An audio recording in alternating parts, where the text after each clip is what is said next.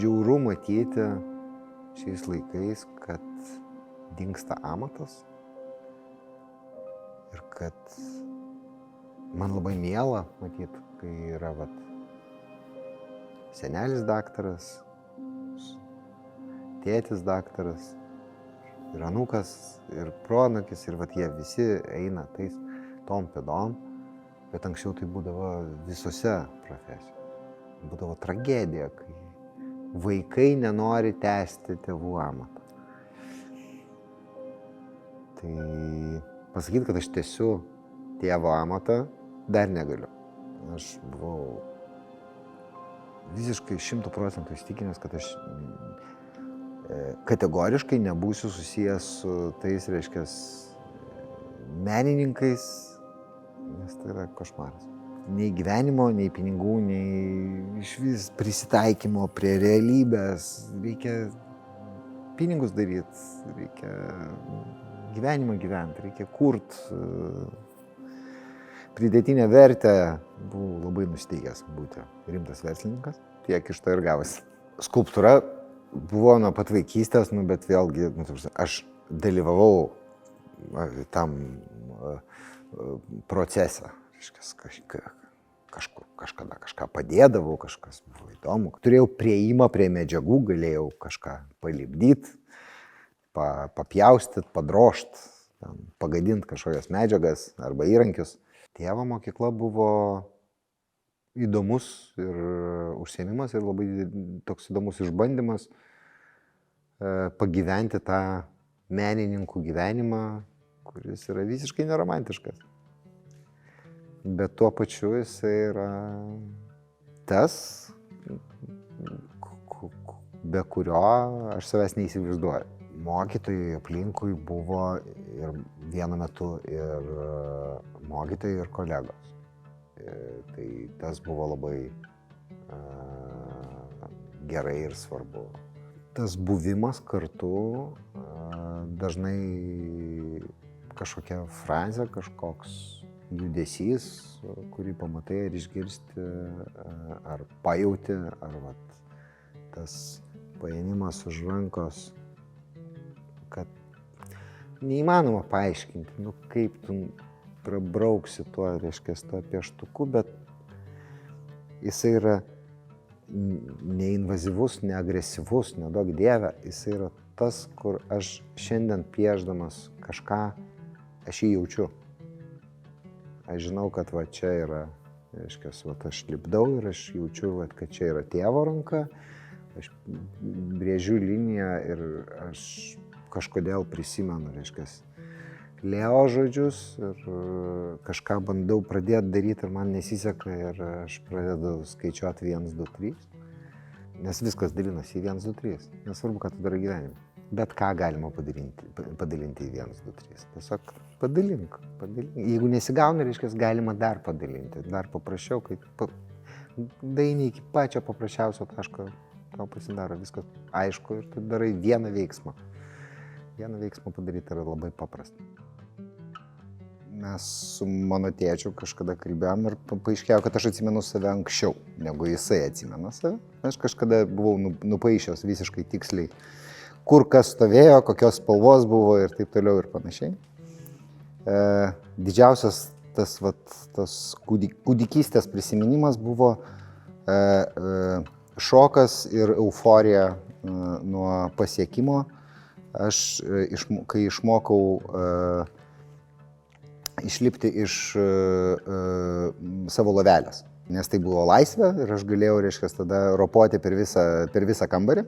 Vaikščiau dar tada nevaikščiau, bet technika buvo tokia, išmesdavau viską iš lovos, viską, išskaitant čiužinį, o kadangi dugnas buvo iš fanieros ir ganėtinai plonos, tai technika buvo įsikibęs į virpstus, šokinėjau, kol, tas dugnas iškrisdavo ir aš kartu su juo. Bet užtat buvo laisvė. Ir tada galėjau varyti visur, kur man reikėjo, ypatingai man reikėjo prie vinilų grotuvo, nes ten šalia buvo labai daug plokštelių su labai gražiais viršeliais.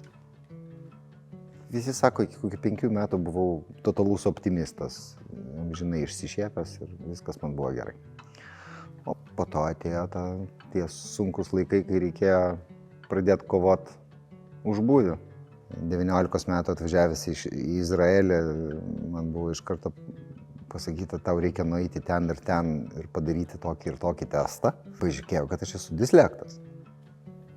Apie ką tais laikais čia Lietuvoje nieks nieko nežinojo ir nesuprato. Tokia kova buvo, reiškia, ir pastovus tas nepakankamai gero, protingo, skaitančio, išsi kažką ir vis analfabetas. Kalba yra vartai tiek į žmonių, tiek ir šiaip kultūros supratimą, tam tikrų tradicijų supratimą, tam tikrų dalykų susijusių su istorija, su įtakom, kas iš ko atėjo. Gimiau ir užaugau namuose, kur buvo kalbama ir rusiškai, ir lietuviškai. Tai praktiškai nuo gimimo buvau, tai kas vadinasi bilingual, dvikalbis. Dabar taip būna, kad 4 kalbom. Nes pastoviai, kaip ir gaunasi, kad naudoju rusų, lietuvių, anglų ir hebrajų.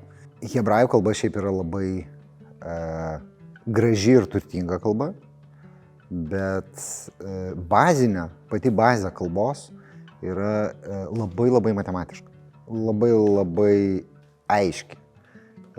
Tu žinai vieną šaknį ir žinodamas, kaip tu ją konstruoji, tu turi labai daug žodžių. Man labai smagu girdėti kalbų dialektus. Hebrajų kalboje tai mažiau yra akcentai labiau negu dialektai. Lietuvoje yra labai faina, kai nuvažiuoji kur nors ir staiga girdi tokią gražią kalbą. Kai įsijungiu kokį filmą ar nueinu į kino teatrą ir girdžiu škotų, airių vietoj tos amerikanizuotos holivudinės anglų kalbos. Jinai tikslesnė. Gal joje ne tiek daug tų naujų žodžių, bet jinai yra tikslesnė, jinai tiksliau perduoda tą emociją. Tai kalba yra labai svarbu. Seneliai namuose, mano mamos tėvai tarpusavį labai dažnai ir labai daug kalbėdavo jidiš. Tai ar reikia dar kalbėti apie žydiškumą, kai jie tarpusavį kalbasi ne tą kalbą, kurią tu girdi per televiziją ar radiją, ne tą kalbą, kurią kalba tavo darželį ar mokykloje. Nemažas kiekis žmonių mano gyvenime tais ir kitais momentais, ar geruoju, ar bloguoju, mane skyrė ir identifikavo. Nu kaipgi tu taip gali blogai išlaikyti, ten, nežinau, matematikos egzaminą, tugi privalai, nes tau priklauso. Nežinau, kodėl ten kas priklauso. Kažkokių tokių dalykų būdavo ir jie būdavo dažniau iš išorės. Tai, kad jie yra, tai erzina. Tai, kad tu visą laiką jų lauki. Tai erzina. Nes tu žinai, kad jie yra kažkur fone, tu žinai, kad tas, tai pavadinkim jį toks, buitinis antisemitizmas visada gali išlįsti. Tu turi būti pasirengęs į jį teisingai sureaguoti. Šitos bangos jos yra grįžtančios tūkstantmečiais. Tai šiuo metu aš manau, kad yra žymiai blogiau negu buvo mano vaikystėje ar paauglystėje. Ten viskas baigdavosi tuo, kad kas nors pasiūlydavo, varyk į savo žydiją. Sakau, o kur ta žydija yra ir kas jį tokia? Nu, neatsimenu, kaip ten vadinasi, močiutė sakė. Kaip močiutė sakė, rėlis kažkoks, rėlis. Tas Vilnius, jisai šiltas. Atsimenu vietas, kur mes būdavom, kur švęsdavom kažkokius gimtadienius, kur dar kažką. Jų nebėra. Mes viską sutvarkėm, viską išlaižėm, iš visų parkų padarėm kažką labai universalaus. Ir to Vilniaus darosi vis mažiau ir mažiau. Man visai patiko, kad jis nesikeitė. Man patiko, kad jis turi tą tokią faktūrą, tą tokią tekstūrą. Aš dar iš pačios vaikystės dar atsimenu ne viską užstatyta. Aš dar tuos galiukus pokario neužstatymo atsimenu, reiškia. Tas apšerpėtojusias sienas, užaugusius vidinius kiemus, į kuriuos mane užvesdavo mano tėtis. Užeini čia pro bromą, čia atidarai duris. Opa, tu staiga kažkokiam, reiškia, visiškai stebuklingam kieme, kur auga vidury, auga kažkokie medžiai, džiunglės kažkokios, namo, reiškia, viduj. Kaip sako, mums kūrybiškiam žmonėm reikia labai daug dirbti ir daryti kaip galima daugiau, nes kiekvienoje kartoje yra tas pats, sugriaus viską, bet gal ko nors nespės. Kažkodėl mokom visus, kad reikia būti revoliucionieriais, vietoj to, kad tiesiog gal stengtis evoliucionuoti. Kai grįžau, buvo tas turbūt jausmas, kaip sakoma, baisiausias dalykas būti vienišam minioj. Tai kai atvažiuoji į savo miestą ir esi įpratęs, bet negali praeiti savo tyliai, ramiai, būtinai kažką sutiksi, su kažko pasilabinsi, kažkas pakvies čia. Tas bendravimas, tu išėjai praeiti iš taško A į tašką B, bet pakeliui gavai susitikimų su žmonėmis ir taip toliau ir panašiai. Ir staiga tu atvažiuoji grįžti namo, į miestą, apeini visą senamiestį, naujamiestį, skersai išilgai ir supranti, kad tu su nieko nepasilabinai. Kad tu per visą tą laiką nepamatei nei vieno pažįstamo veido. Sunku emigruoti namo. Yra tas dalykas, jis toks, taip kažkaip skaudžiau. Kai tu emigruoji svetur, tu esi tam pasiruošęs. Fotografuoti aš mėgau nuo visada. Mano senelis, mamos tėtis buvo išprotėjęs fotografas, bet jis buvo visiškas mėgėjas, bet jis galėjo sau leisti ir fotografuoti ir spausdinti tas nuotraukas bet kokiais kiekiais. Ir jisai labai mėgdavo filmuoti. Tai aš susidūriau su fotoaparatu ir fototechnika ir kino juosta ir 8 mm kino kamera. Dar turbūt nelabai mokėjau vaikščioti. Senelis fotografuodavo, pasodinęs įdavęs į rankas fotoaparatą. Bet tas fotoaparato įdavimas nereiškia, kad tu nori jį paleisti. Tai tas mano meilė ir noras fotografuoti, jisai buvo ir senelis kažko parodė, o po to labai daug ko pamokė. Labai daug buvau pasisėmęs iš tikrųjų iš mūsų fantastiško, dabar jau dėja amžinatilsį buvo fotografas Olegas Bovšys. Norisi užsiimti menu, šviesa. Kas ir yra fotografija? Visi tie objektai yra nesąmonė, nes išjung šviesą ir jų nėra. O gaunasi, kad velka, taip negražiai kažkaip čia, taip žargoniškai jo. Bet jau emocija ir tada supranti, kad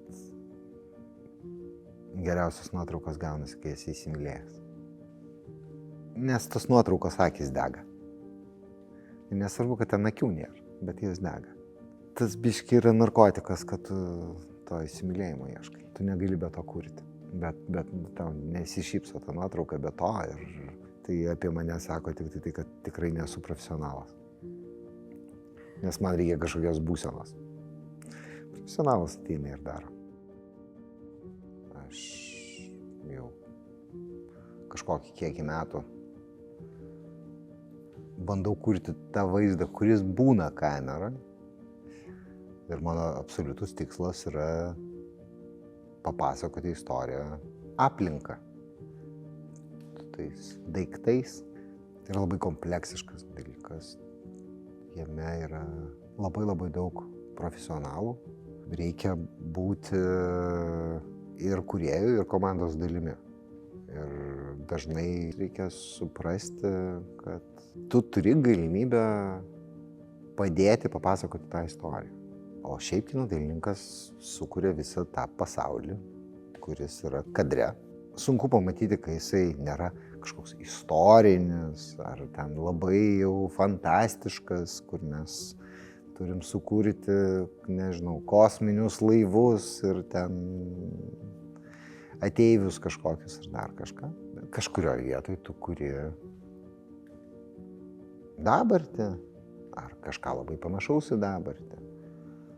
Ir dažnai būna, kad tai yra žymiai sunkiau nei sukurti įtikinamai praeitį.